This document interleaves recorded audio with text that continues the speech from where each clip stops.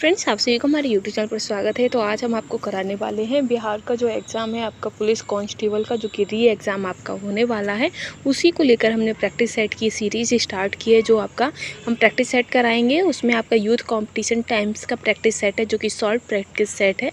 साथ ही ये सॉल्व पेपरों का प्रैक्टिस सेट है, जिसमें आपके 30 प्रैक्टिस सेटों की सूची दी गई है, जो कि आपके प्रीवियस ईयर एग्जाम्स में आपसे पूछे गए हैं। ठीक है, तो इन सभी को हम स्टार्ट करेंगे और ये आपके एग्ज़ाम के लिए काफ़ी इंपॉर्टेंट साबित होगा। और फ्रेंड्स, अगर आप हमारे यूट्यूब चैनल पर पहली बार आए हैं तो प्लीज़ चैनल को लाइक शेयर एंड सपोर्ट करना एंड सब्सक्राइब करना बिल्कुल भी ना भूलिएगा। तो चलिए हम स्टार्ट करते हैं आज का प्रैक्टिस सेट।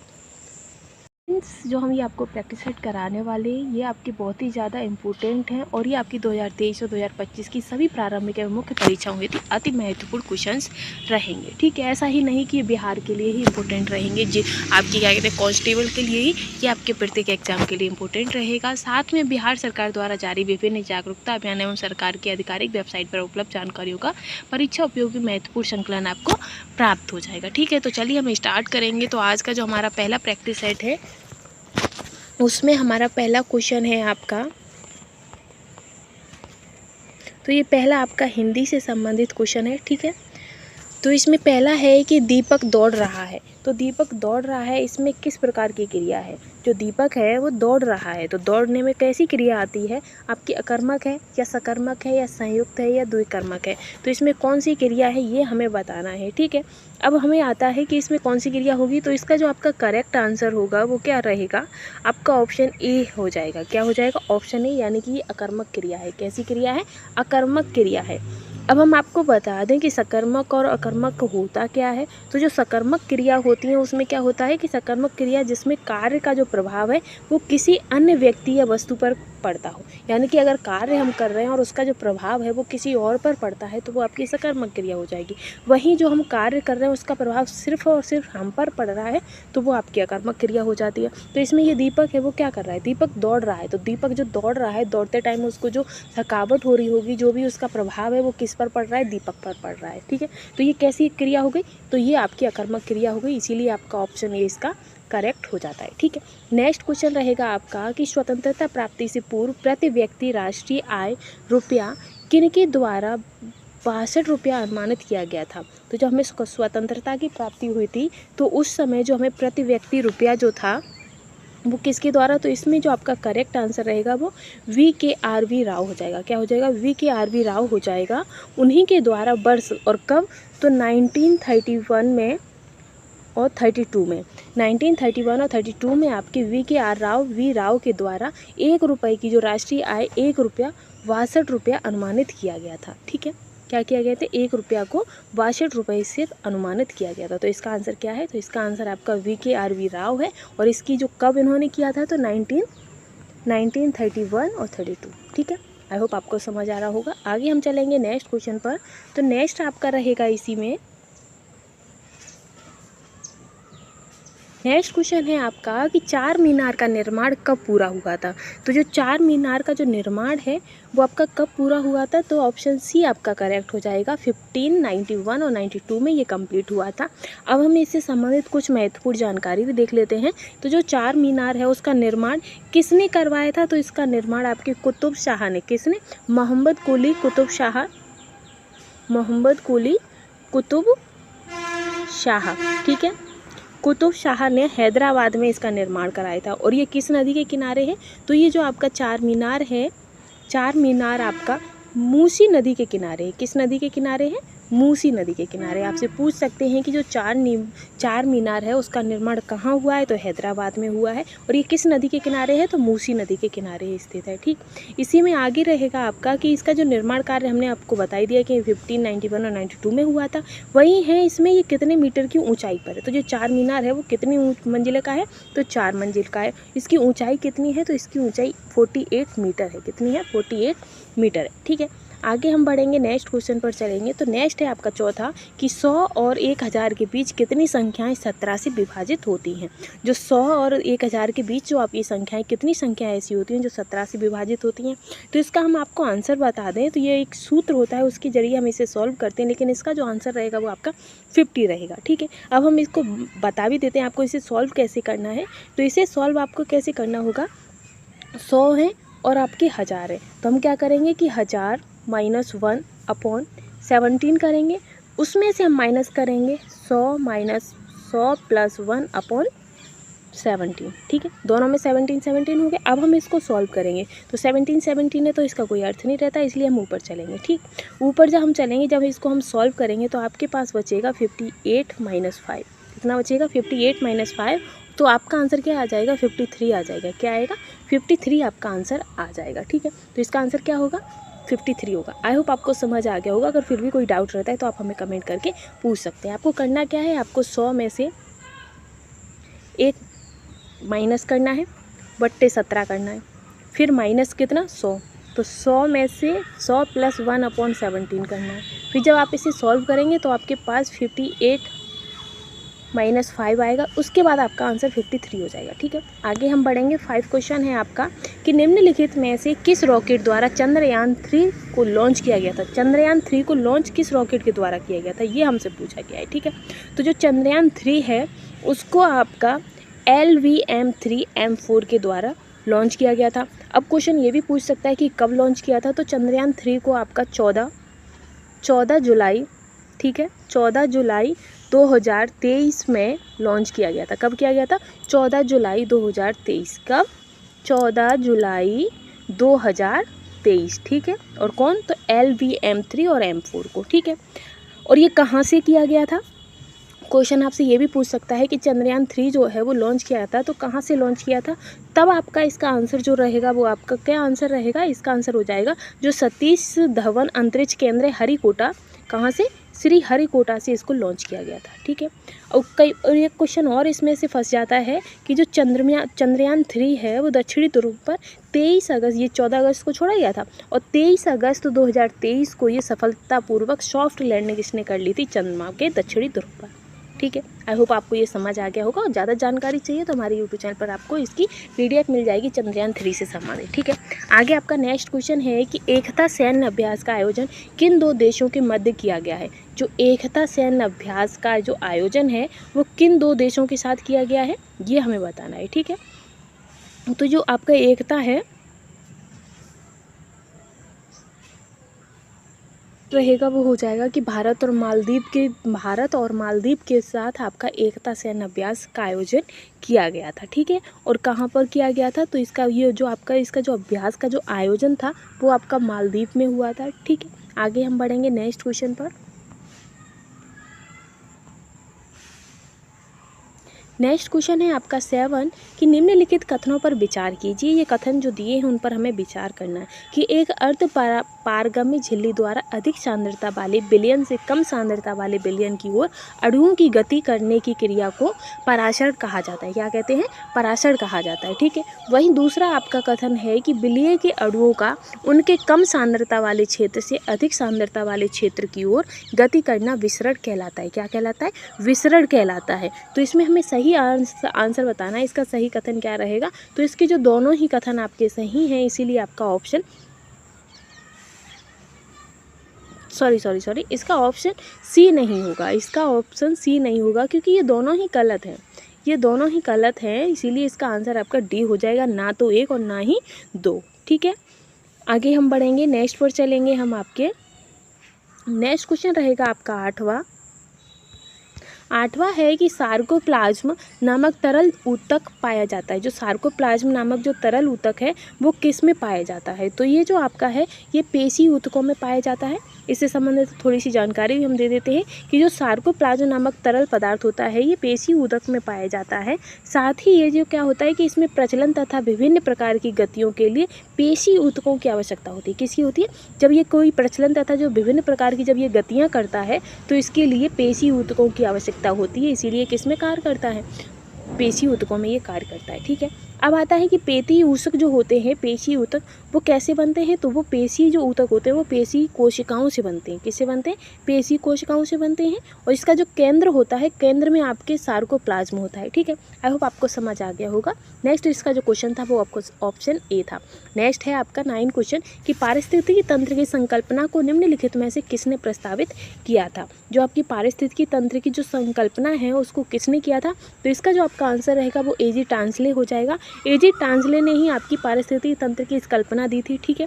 फिर आता है कि जो पारिस्थितिकी तंत्र होता है वो आपके दो तरीक़ों से बनता है, दो चीज़ों से। कैसे? तो जैविक और अजैविक दो घटकों से मिलकर आपका पारिस्थितिकी तैयार होता है, ठीक है। और फिर आता है कि जो इकोलॉजी शब्द किसने दिया था, एक क्वेश्चन इससे ये भी संबंधित होता है कि इकोलॉजी शब्द किसने दिया था। इसका आंसर तो आपको पता ही चल गया, ऑप्शन सी है। लेकिन एक क्वेश्चन और आता है कि इकोलॉजी जो शब्द है वो किसने दिया था। तो इकोलॉजी शब्द आपका अर्नेस्ट हैगले ने दिया था। और कब दिया था? तो 1869 में दिया था। कब? 1869 में अर्नेस्ट हैगले ने इकोलॉजी शब्द भी दिया था, ठीक है। आगे हम इसी में बढ़ेंगे। नेक्स्ट क्वेश्चन है आपका 10वां क्वेश्चन है कि जलवायु परिवर्तन पर अंतर सरकारी पैनल आईपीसीसी का मुख्यालय अवस्थित है। तो जो आईपीसीसी का जो मुख्यालय है वो आपका कहाँ पर है? तो ये आपका जिनेवा स्विट्जरलैंड में है, ठीक है। अब ये जलवायु परिवर्तन अंतर सरकारी जो पैनल है आईपीसीसी, ये इसके बारे में अभी थोड़ी हम चर्चा कर लेते हैं। तो इसका जो इसे 1988 में विश्व मौसम विज्ञान संगठन और संयुक्त राष्ट्र पर्यावरण कार्यक्रम द्वारा अंतर सरकारी संगठन के रूप में स्थापित किया था। क्वेश्चन क्या हो सकता है? क्वेश्चन ये हो सकता है कि जो आपकी आईपीसीसी है, इसका जो स्थापित करने का जो उद्देश्य था, कैसे क्या इसका स्थापना हुई थी, वो कैसे हुई थी? तो इसकी जो स्थापना थी वो 1988 में विश्व मौसम विज्ञान यानी कि WMO के द्वारा और UNEP के द्वारा अंतर सरकारी संगठन के रूप में इसकी स्थापना की गई थी। किसकी? आईपीसीसी की, ठीक है। तो इसका आंसर क्या है? जिनेवा स्विट्जरलैंड, ठीक है। आगे हम बढ़ेंगे नेक्स्ट क्वेश्चन पर। 10 के बाद आएगा आपका 11वां क्वेश्चन। और फ्रेंड्स, अगर आपको सीरीज़ पसंद आ रही हो तो हमें कहने की ज़रूरत नहीं है, आपको पता है कि आपको क्या करना है, ठीक है। आगे 10 के बाद आपका 11वां क्वेश्चन रहेगा। 11वां क्वेश्चन है कि निम्नलिखित तत्वों में से कौन सा एक तंतु HCl से अभिप्राय न होने से H2 नहीं बनाएगा।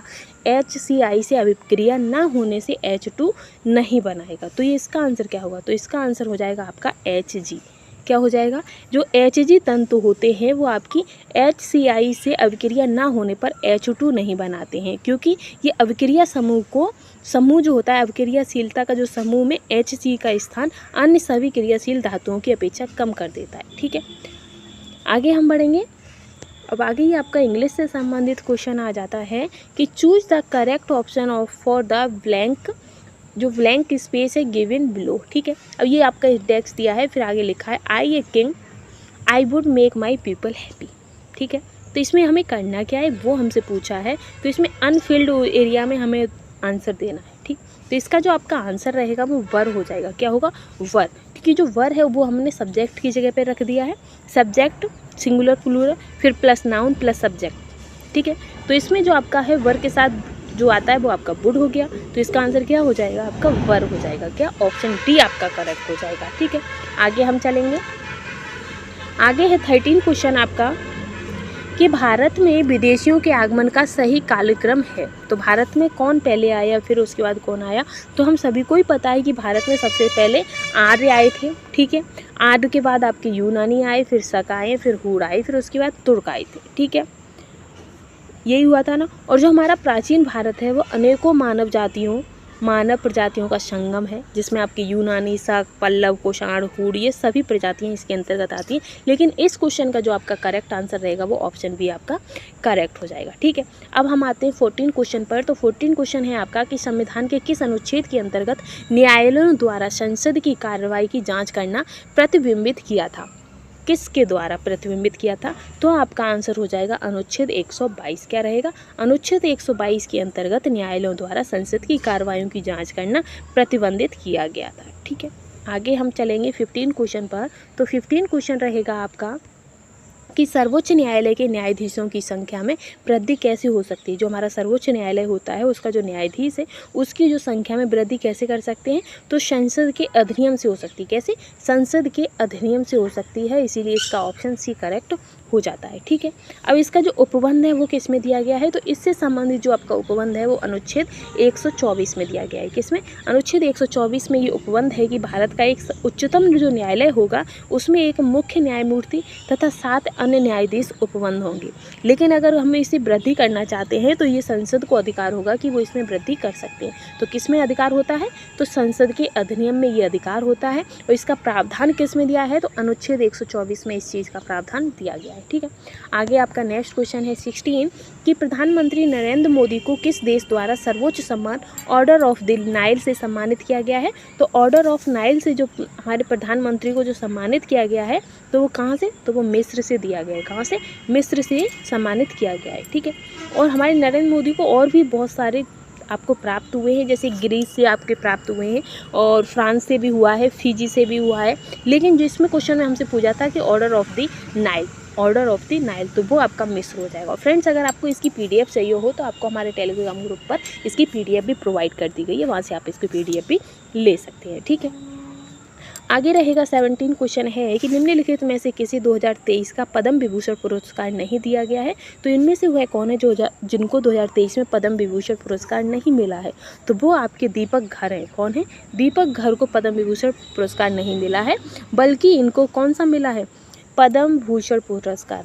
ये है पद्म विभूषण पुरस्कार और इन्हें मिला है पद्म भूषण पुरस्कार, ठीक है। बी हटा दो, पद्म भूषण पुरस्कार आपके दीपक घर को मिला है। आगे है आपका नेक्स्ट 18 क्वेश्चन है कि मध्यकालीन इतिहास के संदर्भ में निम्नलिखित कथनों में से कौन सा कथन सत्य नहीं है? तो मध्यकालीन के संदर्भ में जो आपका कथन है वो सत्य नहीं है, तो आपका आंसर हो जाएगा इसका ऑप्शन बी, जो तांग साम्राज्य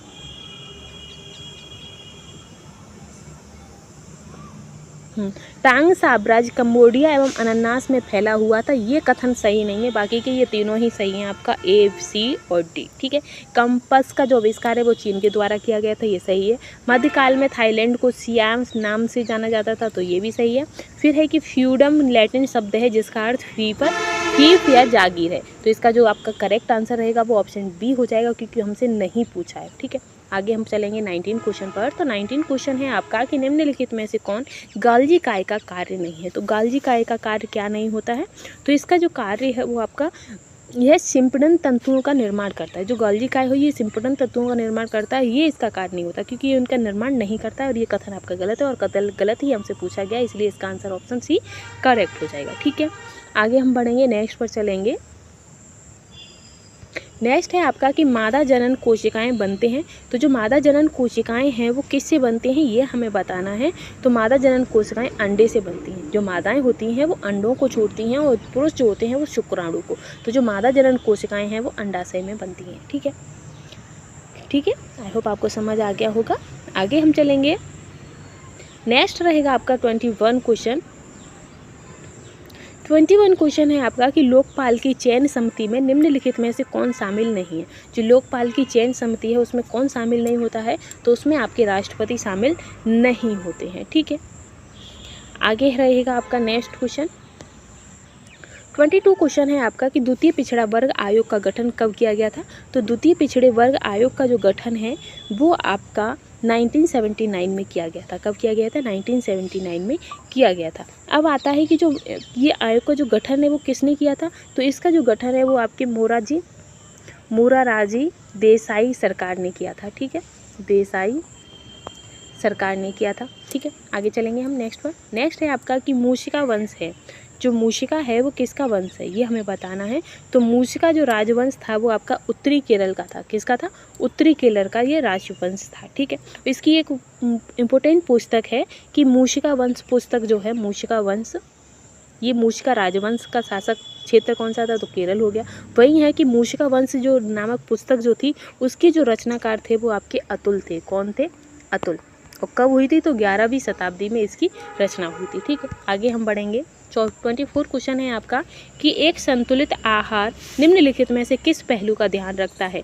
पोषक तत्वों को सही अनुपात में शामिल करता है, सभी पोषक तत्वों के लिए RDA को पूरा करता है। तो ये दोनों ही कथन सही हैं, ठीक है। आगे बढ़ेंगे हम नेक्स्ट क्वेश्चन 25 क्वेश्चन है आपका कि सूची 1 और सूची 2 से सुमेलित कीजिए और सूचियों के नीचे दिए गए कूट का प्रयोग करते हुए सही उत्तरों का चयन कीजिए, ठीक है। 25 क्वेश्चन है ये आपका। तो इसमें जो आपका डहेलिया है, डहेलिया आपकी पुलकित जड़ सही है।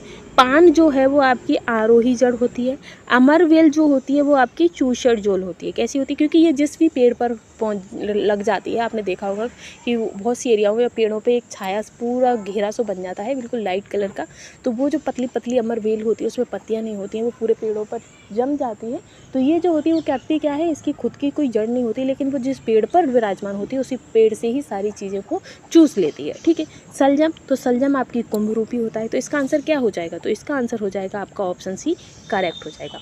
नेक्स्ट क्वेश्चन रहेगा 26 आपका कि यदि नोवा विस्फोट के बाद तारे के अवशेष व द्रव्यमान चंद्रशेखर सीमा के अंदर हो तो क्या बनेगा, तो क्या बनेगा, तो इसका जो आपका आंसर रहेगा वो हो जाएगा आपका ऑप्शन डी, श्वेत विमान बनेगा। ठीक है, नेक्स्ट है 27 कि किसी व्रत की त्रिज्या 50% वृद्धि होने पर, जो किसी अगर कोई व्रत है और उसकी कोई त्रिज्या है वो अगर 50% वृद्धि होने पर उसके क्षेत्रफल में कितने प्रतिशत की वृद्धि होगी, कितनी हो रही है, 50% की वृद्धि हो रही है। ठीक है, तो हम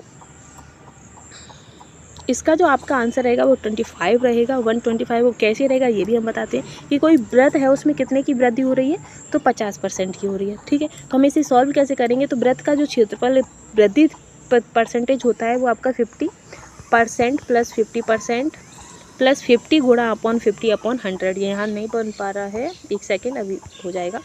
50% प्लस 50% प्लस 50 इजुकल टू 50/100, ये रहेगा इसका सूत्र। ठीक है, फिर जब आप इसे सॉल्व करेंगे उसके बाद जो आपका, इसे आप सॉल्व कर लीजिएगा, लेकिन उसके बाद जो आपका आंसर रहेगा वो 125 हो जाएगा। ठीक है, तो ऑप्शन डी इसका करेक्ट है।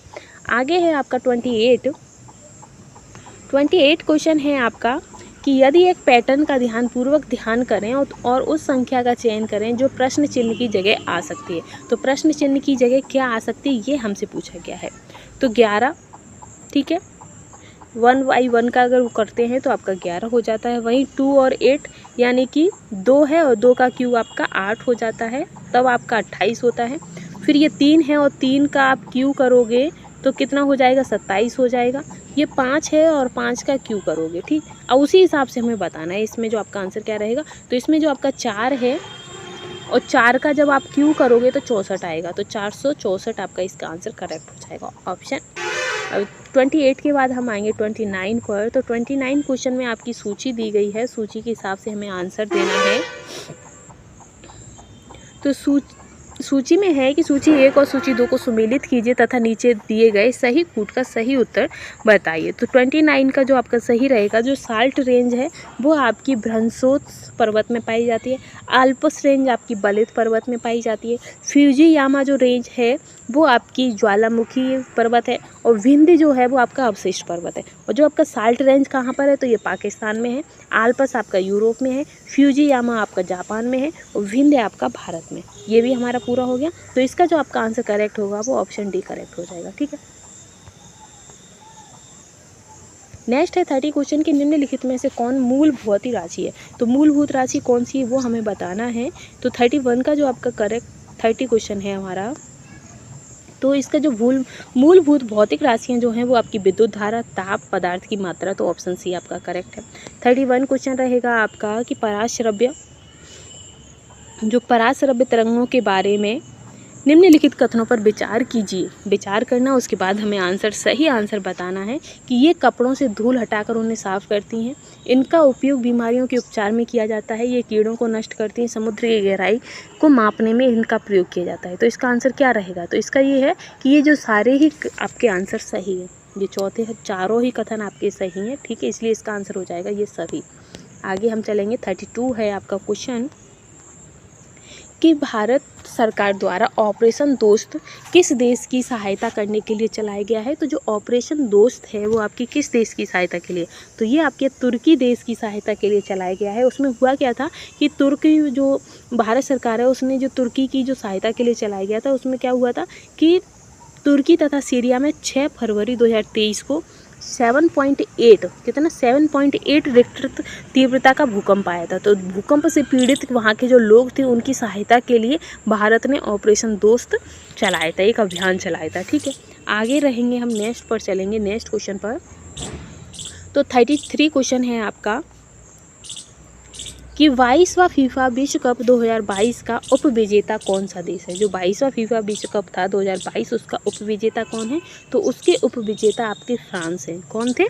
फ्रांस। ठीक है, आगे हम बढ़ेंगे। ये तो 22वां होगा, हम 23वां की बात कर लेते हैं। जो आपका 23वां फीफा विश्व कप 2026 में कहाँ होगा, तो ये आपका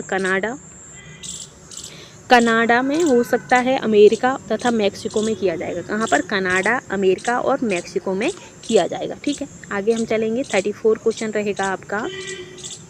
34 है आपका कि चोलों की राजधानी सत्ता का केंद्र उरेयूर था, जो कि एक मशहूर है। जो चोल थे उनकी जो राजनीतिक सत्ता का जो प्रमुख केंद्र था वो उरेयूर था। वो किस लिए मशहूर था, तो वो आपके सूती कपड़ों के व्यापार के लिए प्रसिद्ध था। किसके लिए? सूती कपड़ों के व्यापार के लिए प्रसिद्ध था। ठीक है, आगे हम बढ़ेंगे नेक्स्ट पर कि धूम कोहरा होता है वो क्या चीज़ है, उसका किस किस का मिश्रण होता है। तो जो धूम कोहरा है वो आपके धूम का, कोहरा और सल्फर डाइऑक्साइड इनका मिश्रण होता है, इसलिए इसका आंसर हो जाएगा उपयुक्त सभी। ठीक है, अब ये हो गया हमारा 35 के बाद आएंगे हम 36 पर।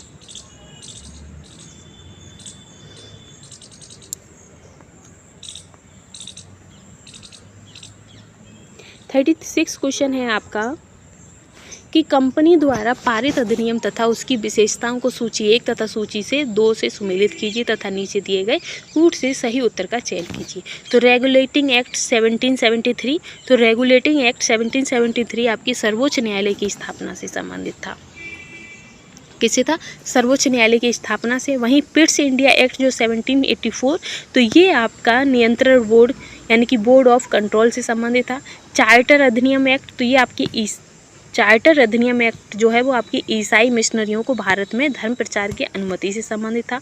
वहीं चार्टर अधिनियम 1833, तो ये आपके गवर्नर जनरल की परिषद में विधि संसद की नियुक्तियों से संबंधित था। तो इसका जो आपका करेक्ट आंसर रहेगा वो ऑप्शन बी आपका करेक्ट आंसर है। ठीक है, आगे हम चलेंगे 37 पर। तो 37 क्वेश्चन है आपका कि संवैधानिक प्रावधानों के अनुसार राज्यों की सीमाओं को बदलने के लिए सहमति की आवश्यकता होती है। यानी कि अगर हम राज्यों की सीमाओं को बदलते हैं तो हमें किसकी सहमति की आवश्यकता होती है, तो उस समय जो हमें सहमति की जो आवश्यकता है वो किसकी है, ये हमसे पूछा गया है। लेकिन इसमें आपका आंसर नहीं दिया गया है, ना राज्य की विधानसभा, ना राज्य के मुख्यमंत्री, तो इनमें से कोई नहीं। ठीक है, अगर किसी संघ या राज्य क्षेत्र की जो सीमा है या नाम का आदि का अगर हमें चेंजमेंट करना होता है तो ऐसे विधेयक किसी विधानमंडल या फिर अन्य संस्था को भेजे जाने की आवश्यकता नहीं होती है, बल्कि जो संसद है वो अपनी इच्छा से ही यह कदम उठा सकती है। कौन उठा सकता है? संसद जो होती है वो अपनी इच्छा से ये कदम उठा सकती है, उसे किसी की भी ज़रूरत नहीं होती। आगे है 38 क्वेश्चन कि निम्नलिखित में से कौन सा ग्रंथ दारा शिकोह द्वारा रचित नहीं है। तो इनमें से वह कौन सा ग्रंथ है जो दारा शिकोह के द्वारा रचित नहीं है, ये हमें बताना है। ठीक है, तो इसका जो आपका आंसर रहेगा, तो ये जो आपका दारावनामा है ये आपके दारा शिकोह के द्वारा रचित नहीं है, बल्कि सारे अकबर, सफीनत उल औलिया, मज्म उल बहरीन, ये सभी आपके दारा शिकोह के द्वारा है और ये आपका नहीं है, इसलिए यही आपका आंसर करेक्ट हो जाएगा, ऑप्शन डी। ठीक है, आगे रहेंगे हम 39 पर। तो 39 क्वेश्चन रहेगा आपका कि सूची 1 और सूची 2 को सुमेलित करना है और नीचे दिए गए कूट का उपयोग करते हुए सही उत्तर का आंसर देना है। तो डेंगू बुखार जो होता है वो एंडीज एजिप्टी से होता है। ठीक है, हाथी पाँव जो होता है वो हाथी पाँव आपका क्यूलेक्स फैटिनेगनस से होता है। काला जर आपका किससे होता है?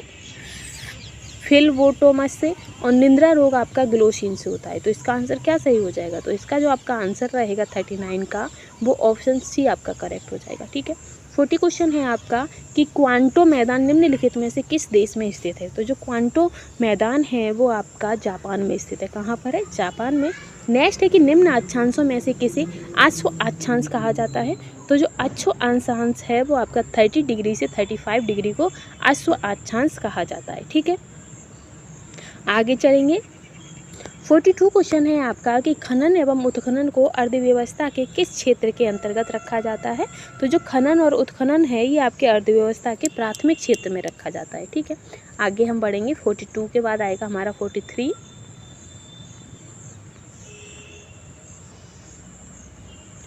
तो 43 क्वेश्चन है कि एक भू उपग्रह अपने कक्ष में निरंतर गति करता है और यह अभिकेंद्र बल के प्रभाव से होता है जो प्राप्त होता है। तो इसका करेक्ट आंसर क्या होगा? तो 43 का करेक्ट आंसर हो जाएगा कि पृथ्वी द्वारा उपग्रह पर लगने वाले गुरुत्वाकर्षण से एक भू उपग्रह अपने कक्ष में निरंतर गति करता रहता है। ठीक है। 44 क्वेश्चन रहेगा आपका कि निम्नलिखित में से कौन सा तत्व सबसे पहले कृत्रिम रूप से उत्पादित किया गया था?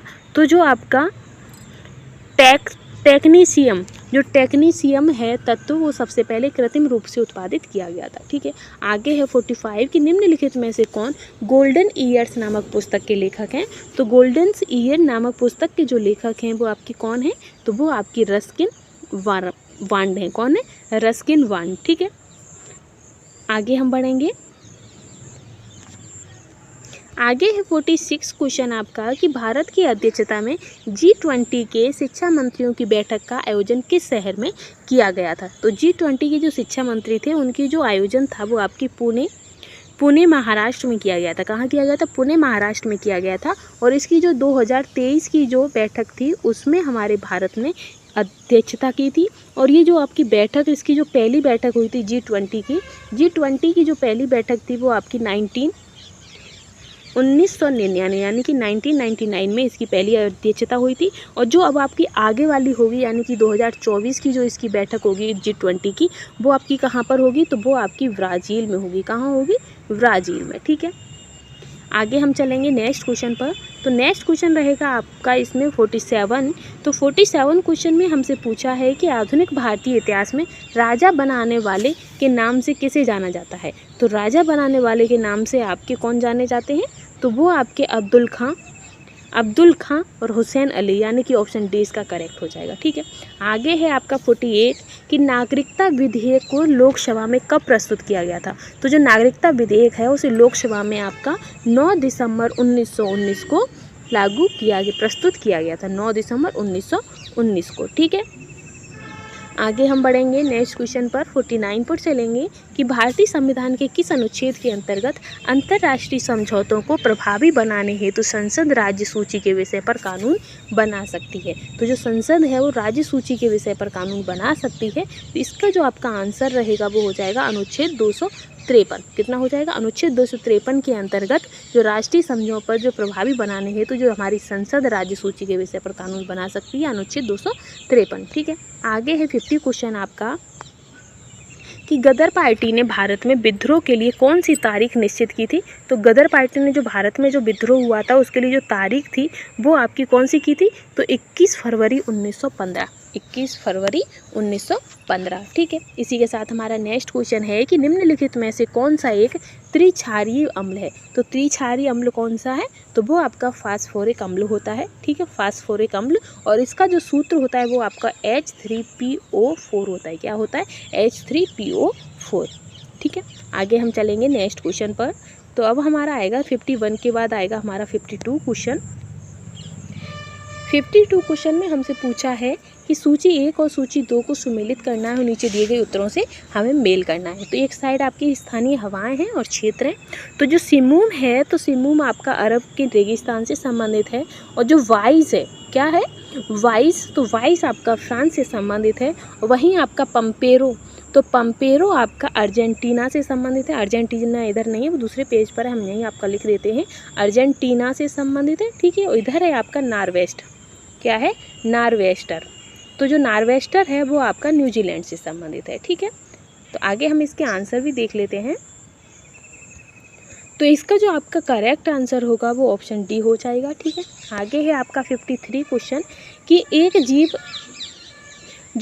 जीप एक कार का पीछा कर रही है, जो जीप से 5 किलोमीटर आगे है। जो एक जीप है वो एक कार का कर रही है पीछा, जो उससे 5 किलोमीटर आगे है। उसकी जो चाल है वो 90 किलोमीटर प्रति घंटा तथा 75 किलोमीटर प्रति घंटा है। जीप कार को कितने समय के बाद पकड़ लेगी?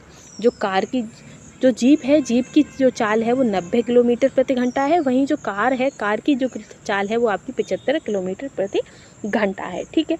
तब इन दोनों की जो हमें समय निकालना है कि जो जीप है वो कार को कितने समय में पकड़ लेगी। तो समय का क्या सूत्र होता है? दूरी बट्टे समय। क्या होता है? दूरी बट्टे चाल हो गया इसका सूत्र। समय का सूत्र क्या होता है? दूरी बट्टे चाल। ठीक है, तो दूरी की जगह पे हम लिख देंगे 5। दूरी कितनी है इन दोनों के बीच में? 5 किलोमीटर की है। साथ ही इनकी जो चाल है वो कितनी है? तो 90 - 75 हो जाएगा। ठीक है, बराबर में कितना आएगा? हाँ, घंटा। तो घंटा हमारे कितने हो गए? तो 60 हो गए। ठीक है, अब जब हम इसे आगे सॉल्व करेंगे तो 5/15 = 60 हो जाएगा। कितना था? 5/15 = 60। ठीक, बराबर। ठीक, अब जब हम इसे सॉल्व करेंगे तो कितना निकलेगा? आप इसे सॉल्व करेंगे तो इसका 20 मिनट निकल आएगा, यानी कि 20 मिनट बाद जो जीप है वो आपकी कार को पकड़ लेगी। ठीक है, आगे बढ़ेंगे हम नेक्स्ट 54 पर।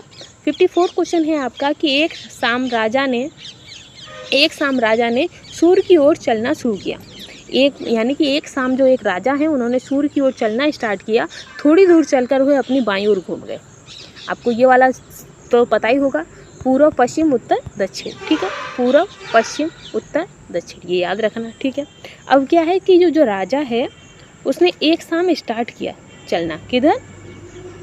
चलकर दूसरी ओर अपने मुड़ गया। उसने चलना स्टार्ट किया। ठीक है, स्टार्ट कर दिया।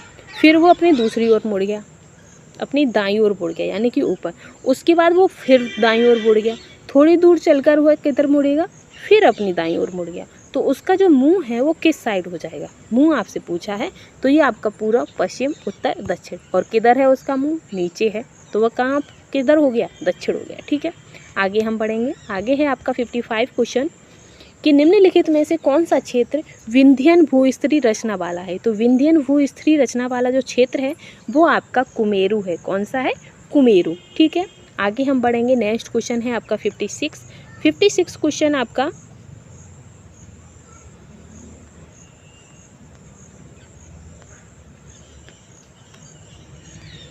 क्वेश्चन है कि ब्रिटिश ईस्ट इंडिया कंपनी को लागत पूंजी के संदर्भ में कौन सा कथन सत्य है?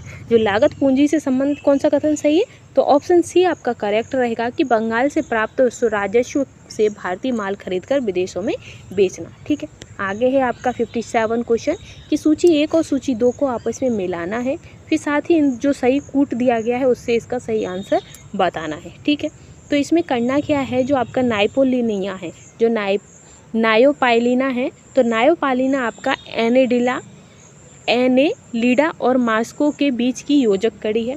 युगलिना जो होता है वो पादप एवं जंतु के बीच की कड़ी होती है। वहीं जो आपका आर्कियोप्टेरिक्स जो होता है, तो आर्कियोप्टेरिक्स आपका सरीसृप एवं स्तनधारियों के बीच की कड़ी होती है। वहीं जो आपका पेरिपेट्स होता है वो आपका आर्थ्रोपोडा और एनेलिडा के बीच की योजक होती है। ठीक है, तो हमारा आंसर क्या बनता है? तो हमारा आंसर बन जाता है 2413। क्या बनता है? 2413, और 2413 आपका ऑप्शन सी आपका करेक्ट हो जाएगा। ठीक है, इसी में हम आगे बढ़ेंगे। 58 है।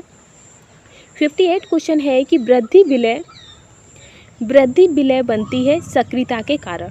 तो वृद्धि विलय है जो वो आपकी अंतररंभी एकंधा की जो सक्रियता के कारण आपकी वृद्धि विलय बनती है, तो ऑप्शन बी आपका करेक्ट हो जाता है। ठीक है, आगे हम बढ़ेंगे, नेक्स्ट पर चलेंगे। तो नेक्स्ट है आपका 59 क्वेश्चन कि गिल्ड एल्ड बाजार है। तो जो गिल्ड एल्ड बाजार है वो कैसा है? तो वो आपका सरकारी प्रतिभूतियों का बाजार है। कैसा है?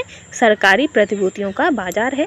60 क्वेश्चन है आपका कि निम्नलिखित किस राज्य विहान मेला का आयोजन किया जाता है? तो वह किस राज्य विहान मेला का आयोजन किया जाता है? कौन सा मेला है? विहान मेला। तो वह कहाँ पर किया जाता है? तो इसका आयोजन जो है वो उड़ीसा में किया जाता है। ठीक है, कहाँ किया जाता है?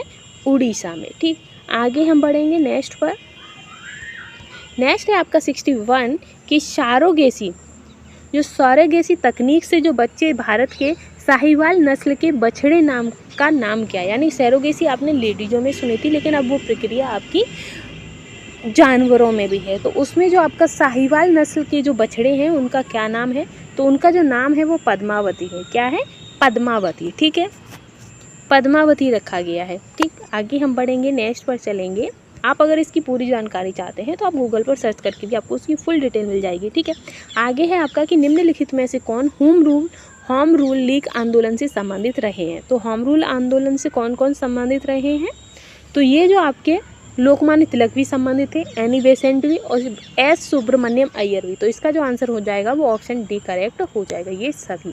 नेक्स्ट है 63 कि किन दो पर्वत श्रेणियों के मध्य कश्मीर घाटी स्थित है। तो जो हमारी कश्मीर घाटी है वो किन दो पर्वतों के बीच है, तो वो हमारी बृहत हिमालय व पीर पंजाल दो घाटियों के मध्य स्थित आती है हमारी जम्मू कश्मीर घाटी। ठीक है, आगे हम बढ़ेंगे।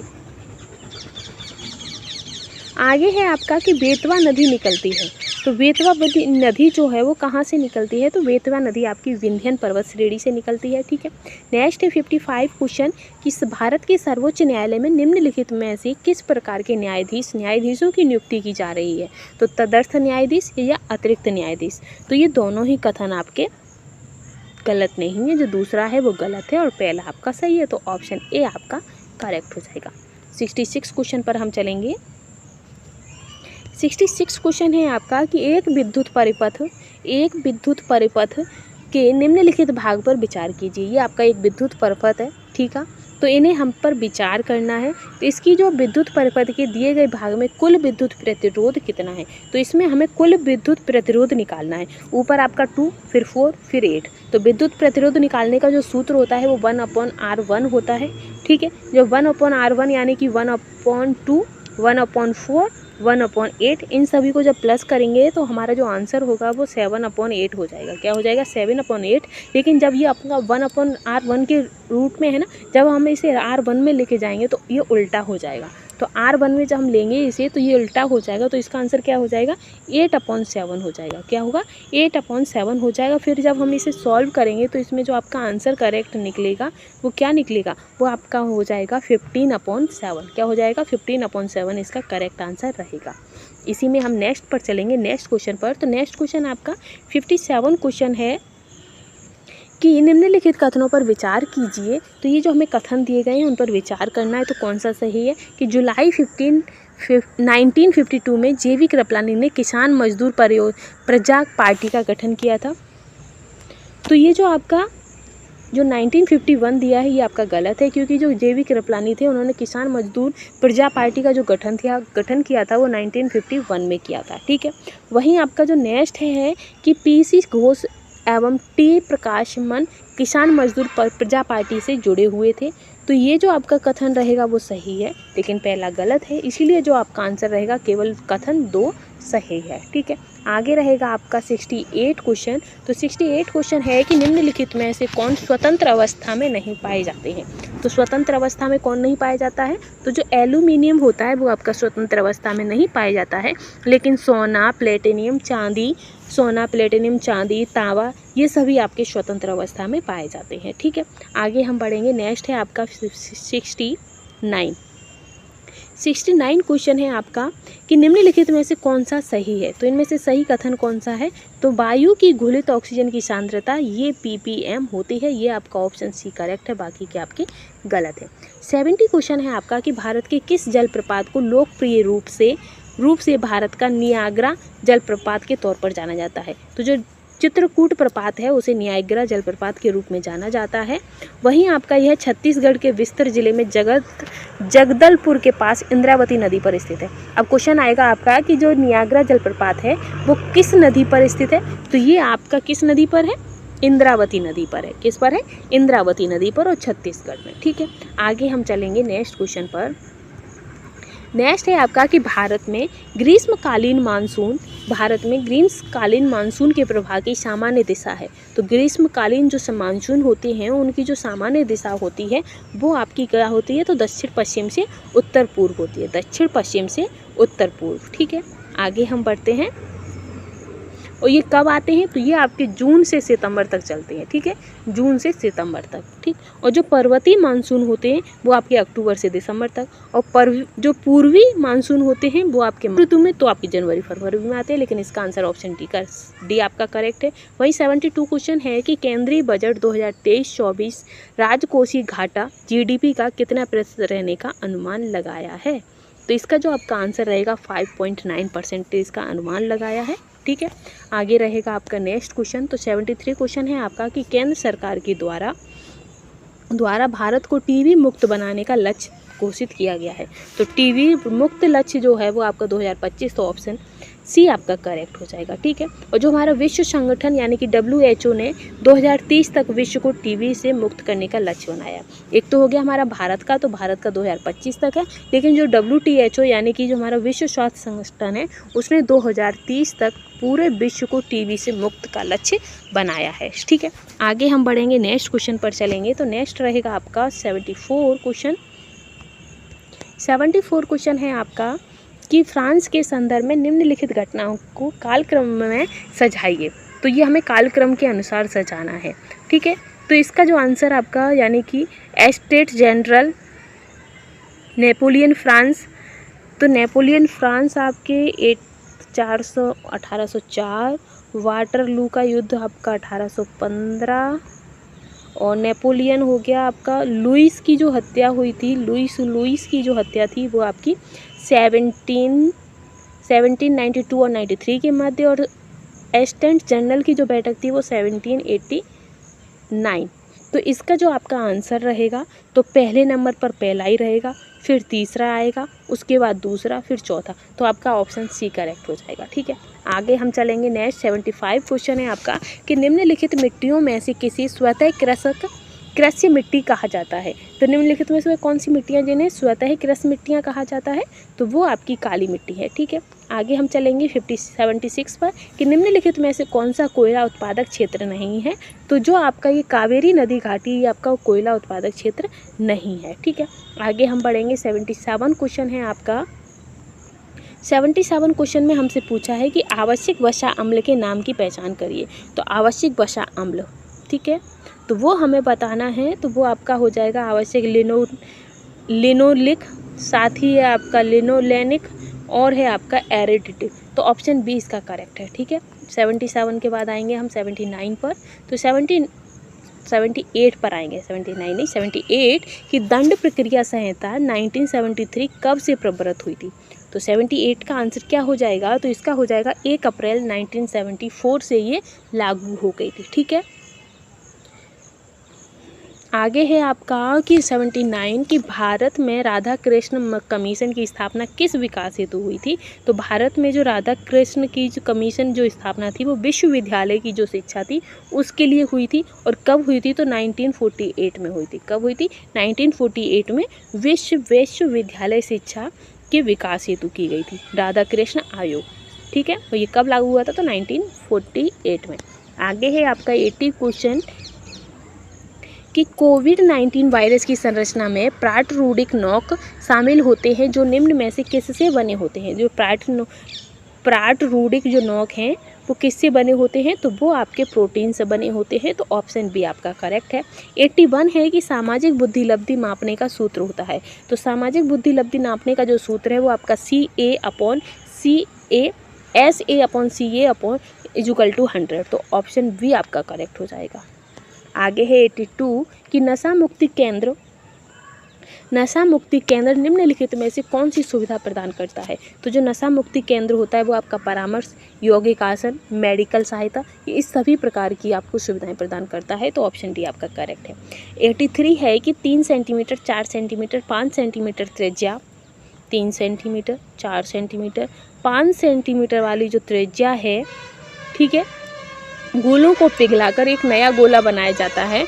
तो जो बड़ा गोला है उसकी कितनी त्रिज्या होगी, इससे हमसे ये पूछा है। तो उसकी जो त्रिज्या होगी वो आपकी 6 सेंटीमीटर हो जाएगी। 6 सेंटीमीटर कैसे, तो आपको पता होगा कि त्रिज्या का सूत्र क्या होता है, सभी को ही पता होगा ना। तो उसी के जो हमें ये सॉल्व करना है, ठीक है। तो 4/3 पाई r³ बराबर 4/3, ये 3 बार आप लिख लोगे। फिर उसके बाद जो जो आपके मान दिए गए हैं उन मानों को लिखोगे आप, ठीक है। 4/3 अलग कर लोगे। अब इसे इतनी कम जगह में हम कैसे आपको समझाएं, पर आप इसकी एक काम करना, जो मैथ की क्लास है आप उसमें में इसे पूरा डिटेल से आप समझ सकते हैं, ठीक है। आगे आएगा आपका 84 कि केपलर ने कितने नियमों का उल्लेख किया था। तो जो केपलर थे उन्होंने 3 नियमों का उल्लेख किया था। कितने थे, 3 नियम। उन्होंने कक्षाओं का नियम दिया था, साथ ही क्षेत्रफल का नियम दिया था, और क्षेत्रफल के साथ उन्होंने आवर्तकाल का नियम भी दिया था।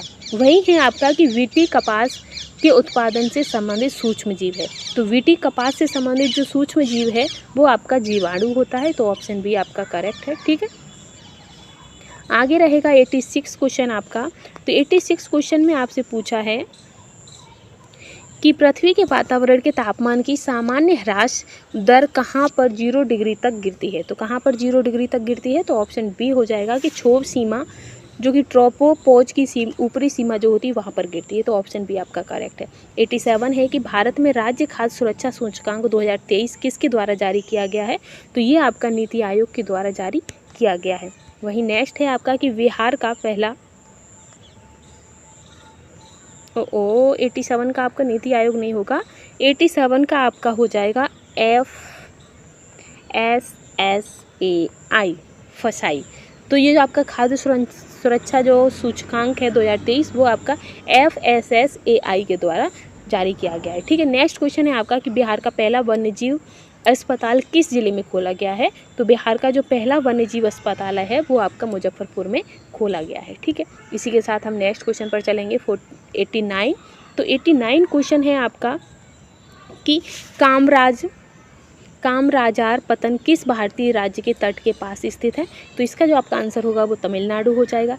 नेक्स्ट है कि बिहार के किस जिले में चूना पत्थर सर्वाधिक पाया जाता है। तो बिहार का जो गया जिला है वहाँ पर सबसे ज़्यादा चूना पत्थर पाया जाता है। कौन सा जिला है? गया जिले में नहीं पाया जाता है, कैमूर और रोहतास। तो ऑप्शन डी इसका करेक्ट हो जाएगा। ठीक है, आगे हम चलेंगे 91 क्वेश्चन है आपका। 91 क्वेश्चन है कि विश्व का प्रथम राष्ट्रीय उद्यान। तो विश्व का प्रथम राष्ट्रीय उद्यान कौन सा है। तो वो आपका येलोस्टोन राष्ट्रीय उद्यान है। कौन सा है? येलोस्टोन राष्ट्रीय उद्यान है। ठीक है, आगे हम बढ़ेंगे नेक्स्ट पर। नेक्स्ट है आपका 92। तो 92 में हमसे पूछा है कि निम्नलिखित में से कौन जीवित जीवों के वर्गीकरण का सही क्रम है। तो जीवित यानी कि जगत, संघ, वर्ग, गण, कुल, वंश, प्रजातियां। तो ये आपका सही है, ऑप्शन बी आपका करेक्ट हो जाएगा।